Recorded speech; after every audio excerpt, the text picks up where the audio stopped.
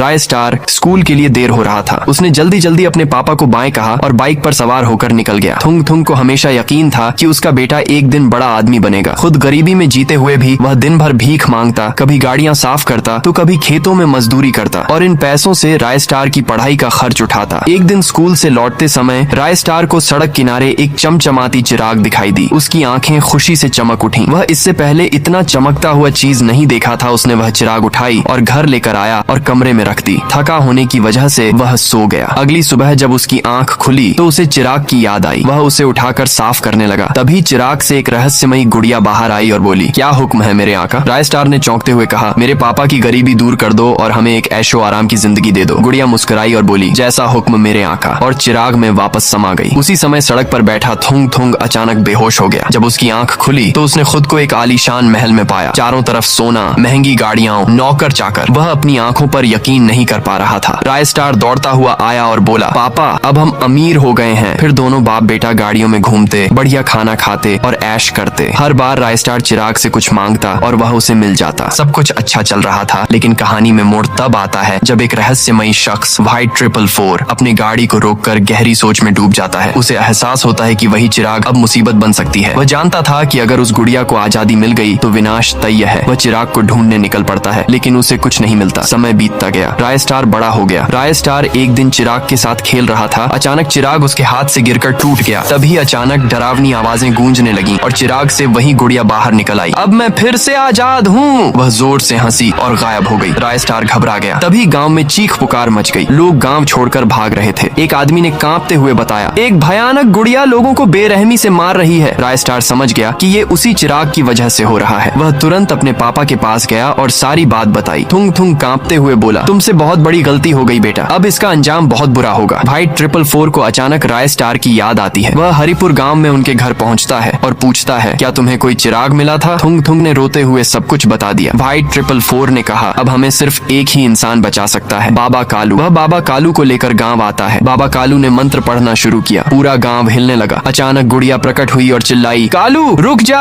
वरना पछताएगा। लेकिन बाबा कालू गुड़िया को गोली मार देता है। वह वहीं मर जाती है। अगले ही पल थुंग थुंग बेहोश हो गया। जब आंख खुली वह फिर से सड़क पर बैठा भीख मांग रहा था। सब कुछ पहले जैसा हो गया था, लेकिन इस बार उसके चेहरे पर एक सुकून था। रात के 12 बजे जब हवा की सरसराहट में एक डरावनी फुसफुसाहट गूंजने लगी, कालू तूने मेरे साथ अच्छा नहीं किया। अब मैं तुझे जिंदा नहीं छोड़ूंगी।